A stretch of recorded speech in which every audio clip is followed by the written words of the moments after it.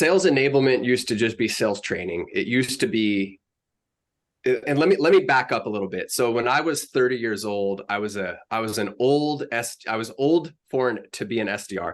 It was my first job in enterprise sales. I was an SDR. I was the oldest guy on my team. And all the enablement that we got was basically a sales trainer coming in and helping us just understand who our buyer persona was that we were selling to at the time, and then helping us understand like messaging and the importance of persistence. And this sales trainer was excellent. And I remember the big takeaways that I had from this individual was about confidence. That was important. And it was about persistence and staying organized. And I was like, those are my big takeaways from my first, enablement session. It was really about motivation, helping my confidence be there, and helping me stay focused on the prize, right? That was my introduction to sales enablement. Today, it's completely different, completely different.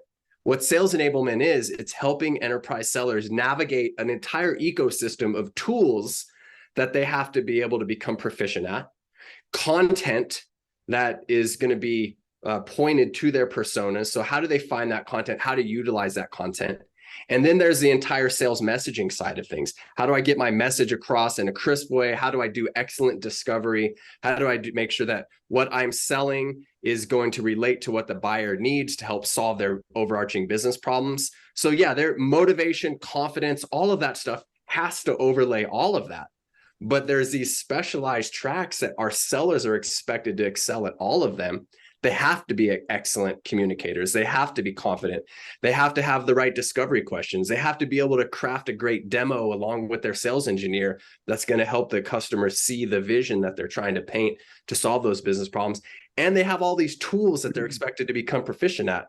So as enablement people, we have to learn how to put together programs that are going to address every single one of these buckets in a way that's going to help move the needle for the entire sales organization. So it can be complicated. There are a lot of obstacles there, but when you get it right and you're in tune with your sales leadership and the reps are starting to pick up on this stuff and you get a good cadence, it's awesome, man, because you realize you're one big team. Yeah, there's a sales leader and there's an enablement guy and there's SDRs and there's people from marketing involved and there's sales engineering and there's product. When all of that stuff starts to gel, and you know what this is like because we did it before, man. Yeah. We did it before, and we grew that company and it sold for over $1 billion. And when you get that combination right and people start working as a team, there is no better feeling. You can't do this. You can't win alone, but you can lose alone. And the worst thing you can do in enterprise software is lose alone.